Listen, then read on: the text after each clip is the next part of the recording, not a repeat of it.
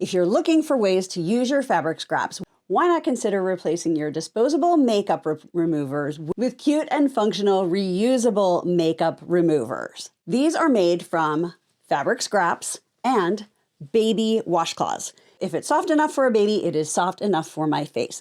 So in this tutorial, I'm going to show you how to make these.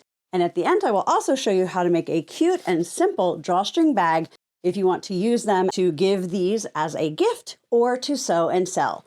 Let's get into it. All right, I'm in the baby aisle and we're going to do some math because I think these would be really soft and nice for reusable makeup removal pads. So let's see which is going to be a better deal. You can buy 6 washcloths. They are $8.48 and they are 9 by 9. So you get about 54 by 54 less whatever this edging is, which we would need to cut off. Okay, so that's one option. The next option is to just buy a big towel. I feel really bad to cut that little face off, but let's see where the money goes. So this is 26 by 30 and it's $9.48. So this is definitely less material for the price. Winner chicken dinner, baby washcloths, because if they're good enough for baby, they're going to be nice and soft on your face. So today's goal is to replace these cotton rounds with something reusable that I can just throw in the laundry. This will be great for myself, also a great gift for teens or anyone who uses makeup and you just want to grab some fabric scraps and do something different. So first I want to look at how big this is. And this is just under 2.5 inches round. I've seen a lot of these made and being sold on Etsy and other places with a serger. And then they do the circles because it's really easy to just serge around it. I don't have a serger, so I am going to make squares. Let's take a look at these baby washcloths that we grabbed at Walmart. I'm going to save that ribbon for something else. That's a good piece of ribbon. These are craft scissors, not fabric scissors, so I can cut all these plastic things with it without anybody needing to freak out, including myself. So we'll just take a look at one. So these are 9 by 9, but we need to cut off the edge. And I think we need to iron it first because we want this to be nice and smooth when we are cutting, and we also want our scrap fabric to be nice and smooth. I have these all ironed nice and flat, and I ironed my scrap fabrics that I'm going to use. Now, to be most efficient with this, because these are 9 by 9, but we need to cut this off, I'm going to cut these into 8-inch squares. And I thought using the rotating cutting mat would make that easy. I'm just cutting a little bit off. Let's see. So we have 2 sides that are squared. And it's going to be right here. So it looks like it might have a teeny bit of that curved bias binding, but that's going to end up in the seam allowance. So I think this is going to work. All right, so we have 8 by 8, and now we are going to cut it into 4 4-inch squares. Okay, so from one we get 4 squares, but they happen to be doubled, but it's very thin. So I'm going to keep them together. So I'm going to use the 2 layers for each of mine. So from one set of 6 towels, we are going to be able to make 24 of these reusable face cleaners if we cut them to 4 by 4. And they were $8.48 when I bought them, divided by 24.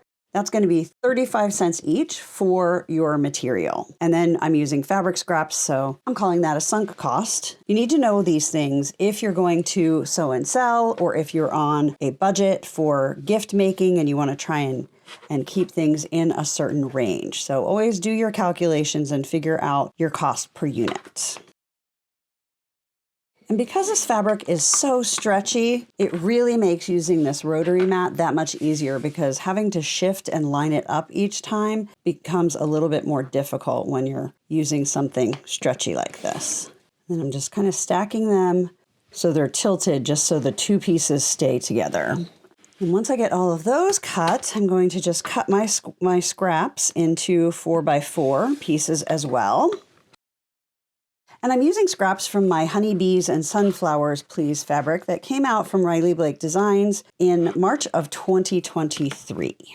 Often for older fabrics, you might be able to find it on Etsy, easier than in shops, but do check your local shops if they carry Riley Blake fabric as well. You could make these all the same fabric. You could do a variety like I am. It just really depends if you're starting from bigger pieces of fabric or if you're trying to use up some of your scraps from your scrap bin. Let me know in the comments what you think. Who are you going to make this for? Are you going to use one fabric? Are you going to use a few? I'd love to know. Now that we have a lot of these cut, we're going to put the washcloth microfiber material on the right side of our fabric. And then I'm going to use clips. And we're going to sew all the way around with a 1/4 inch seam and leave maybe 2 inches open on one side for turning. I'm going to put them on a design board as I get them clipped together. Usually I use this for quilting to organize quilt blocks, but it is going to be a good way to move these from my workspace over to my sewing machine. And if you want to learn how to make these, it's just foam core, extra batting, and fabric on the edge. I will put a link to the video tutorial. Okay, I have 8 ready, so let's just go sew those together and see how this turns out. So now I'm just going to sew around, leave about 2 inches open to turn with a 1/4 inch seam. And I am using a walking foot, or on the Janome it's called an AccuFeed foot, that helps move the top fabric as well as the bottom is being moved by the feed dogs on the machine. This is pretty stretchy. I'm just using a regular stitch and trying to hold it all in place. If it stretches a teeny bit, we're going to be clipping those corners anyway, so it should be fine. As you can see, when they were cut, it was a good square, but it did push a little bit and stretch. Since I did the original filming, I figured out a way to do these faster. You don't actually have to clip these together, which is going to save a ton of time. I'm making more, and I just put the fabrics in piles, and then I'm just going to put this square right on top. It stretches a little bit just as much whether you pin it ahead of time or not. So I'm just going to put it down and I'm going to hold it in place with my hands. So being able to just take them from the pile, put them together and start sewing is going to be a big time saver if you're either making a bunch just for yourself or for gifts, or if this is something that you want to add to your sew and sell project list. Now I'm just going to turn that over and I'm going to clip those corners. Make sure you don't clip the stitching. You're just trying to get some of that bulk out that needs to turn into that corner. Because again, it is a face cleaner, I'm not super concerned about these corners being super sharp. Here's one that I did. I'm fine with them being kind of curved. It actually gives it kind of a nice shape for this. But if you want it to be sharper, I will put a link to a video that shows you how to add little pieces of thread to make these corners sharper. It's just, to me, not something that's worth it for this kind of a project. Now I'm just going to turn this right side out and then we're going to press it. You will also notice there's a bit of fuzz, so you are going to need to be aware and probably clean. If you have a top loading like me, you're going to need to clean your sewing machine definitely when you're done with this. And if you're making a lot of them, you might want to double check it after you've done, I don't know, 10 or 12, just to make sure you don't have a ton of fuzz in there that is going to mess up your machine. All right, so now we're going to press it and we're going to press that opening under.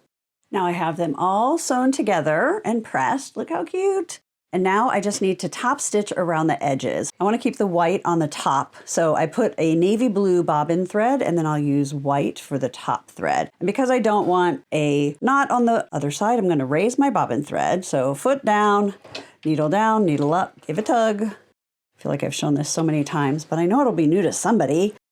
Okay, grab it with my tweezers, put it under the foot, and I'm going to hold both the top and the bobbin thread right here while I take about 2 stitches forward and back. And that just keeps that from getting pulled down into the machine and creating a knot. So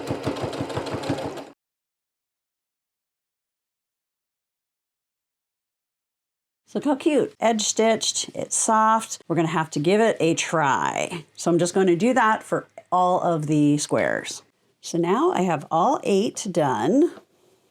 Super cute. And you can either just give, keep, store, sell them like this, or you can create a little bag.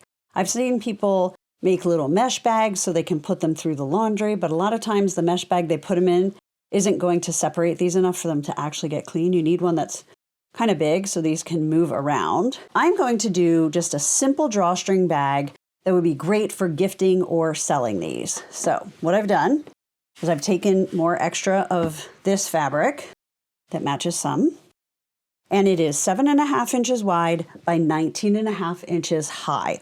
Or you could do two 7.5 inches by 10 inches, and that's going to be nice and roomy for these and include a drawstring. So I pretty much have about 2 inches on each side because we need to have that, and then you need about 2 inches to come down to make that drawstring channel. So I could make it a little shorter. Let's see. Nah, I'm going to keep it like this. We'll see what happens. So I'm going to fold it in half, right sides together. Now I'm just going to line it up on my grid, and I'm going to make a mark 2 inches down on each side. And that's going to become the channel for the drawstring. Now I'm just going to sew with a 1/4 inch seam from those lines that we marked down to the bottom on each side. Now you could do a French seam. We're not doing that with this one. We're just having a raw edge. So what I'm going to do is I'm going to take a wavy rotary cutter, or you could use pinking shears, and I'm going to cut along the stitch line, just up to this line. Don't go all the way up, making sure that I don't cut the stitches. And that is going to help it not fray. Next, I'm going to clip on that line just to where the stitch line would be. That's going to help us fold that channel in nice and easily. I'm going to bring my ironing board over. I'm going to grab my hot ruler, which is, if you haven't seen it, is kind of flexible, almost feels fuzzy, like, I don't know, felted, but it has all the measurements. I can put it on here. We want to fold and press this a 1/4 inch, so it makes it really easy. I just fold it down, make sure it's on that line, and I can iron right on top of this ruler. Gets a really quick straight edge. And I'm going to flip it over and do the same. Now when you're doing the second one, you want to make sure it's going to be even with the first one. So if you have to fold it down a teeny bit more, you can. You just want them to line up. So that's part one. Part one should have been fold the sides in and press. So my clapper not only helps make the creases nice and crisp, but it also pulls the heat out of the fabric. And so then it's not going into my fingers. Instead, it is going into the wood. So I apologize. This should have been the first step. But as you can see, you can make it a second step if you get ahead of yourself like I did. I'm going to refold the top folds that we did. Press those. Now I'm going to take this to the sewing machine, and I'm going to sew all 4 of these just to hold this in place so that it doesn't come out and fray. And then what we'll do is we will fold this down and make our channel for our drawstring. But first, we're going to sew these 4 sections. So I'm going to use a leader fabric. I'll just make things go faster, which is basically a scrap of fabric that I can start on, and any knots will go there, so I don't have to pull up my bobbin thread for all 4 of these small spots. And then when I get onto my project, I'll take a couple of stitches back. Now when I'm doing this, you want to make sure the other side is folded down. You don't want to be sewing these together. You want to be sewing each side individually.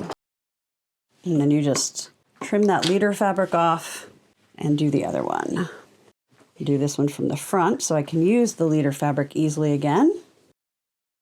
And then I'm going to fold down the side that we just did, and we're going to do the other side.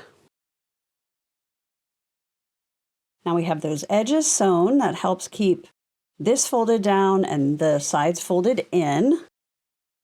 And now we're just going to fold it down so that this fold is just below where we stopped sewing. I'm going to fold the other one. I'm going to press them at the same time just to make sure they're even. I'm going to take it to the sewing machine, and I'm going to sew all the way around, and I'll just fold the seam allowance so that it tucks under one of these sides. Now, because of the style sewing machine I have, I can't fit bags and things to go around because nothing comes off. This table will come off, but it stays this wide. So I always have to sew bags and things like that from the inside where my top is going to the inside. If you can put this around the throat of your machine, you're going to leave yours like this and sew. but I have to turn it right side out and do it the opposite way. So it totally depends on your sewing machine. So I'm going to just lay this seam allowance down flat. I'm going to start back here. And I am going to pull up my bobbin thread, especially since my bobbin thread is on the outside of the bag. And I don't want to knot on the outside of the bag. And now I'm just going to sew all the way around. And this is making the channel for our drawstring. And then when I get here, I need to lay that seam allowance flat again. So let's see how this turned out. I think it could have been a bit shorter. Let's try it. Put these in here, very roomy for sure. They're coming to here. So we could have done about 2 inches shorter, but this will be a nice, cute little bag. Makes the gift look bigger if you're doing it as a gift. Easy to put them in and out. And could just be a bag to be used for something else later.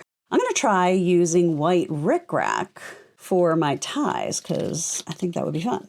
So to do your ties, because we have this open on both sides, I'm going to put 2 sets so we can just pull like this. Each string or ribbon or whatever you have needs to be twice the width of your bag plus a few inches. Just be a little bit generous because you can always trim that, but you don't want it to be difficult when you're getting it together. So I just measured the one, and then I will just make this one the same size. And then you could use a safety pin, but I am going to try this threader set. It comes with 5 of them and see how I like it. I think it's supposed to be faster.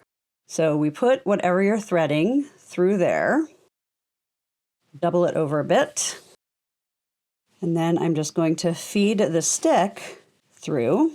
Much easier on your hands than using a safety pin. I like it. And then you're going to bring it back through so that it comes out the other side. And using this is also why you want it to be generous. Oh my gosh, that was so easy. I love these. I'll put a link. Now for the second one, you want your ends to come out of this side. So we're going to start and stop on the side where we just looped with the first one. This is one of those inexpensive tools that if you do a lot of drawstrings or bags like that, definitely going to be worth the investment. And because it comes with multiples, it could be easy to use with a group if you're teaching 4-H kids or scouts to sew. So now you want to make sure these strings stay at least so that they are flat. So I made these way too long. Then I'm just going to knot them and then just trim about 1/4 inch from the knot. Then I'll knot this side. I usually try and make it about the same length. Clip that. And then you just put your reusable makeup removers and then you just pull and it's in a cute little bag. Okay, let's see how it works. I haven't used one before, so you're in it with me. Glasses off. Grab my makeup remover. Okay, put some of that on there. It's nice and soft, I will say that. All right, so there's all my makeup from this eye. Now let's see if it rinses out pretty well. I know I would put it through the laundry too, but just to see if we can get some of it out right away with soap. Yeah, that gets a lot cleaner than I expected. And that's just with hand soap really quickly in the sink. So I think I'm a convert. This is a lot bigger than using this. It's also a lot softer.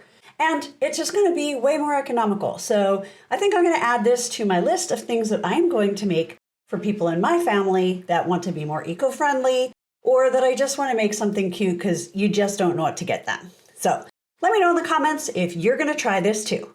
My name is Tara Reed. I'm an artist, a fabric designer with Riley Blake Designs, and I love to teach easy sewing projects, how to sew and sell, things to sew and sell, and quilting for beginners. So make sure you subscribe to my channel, click that bell so that YouTube will notify you, and let's just have so much fun.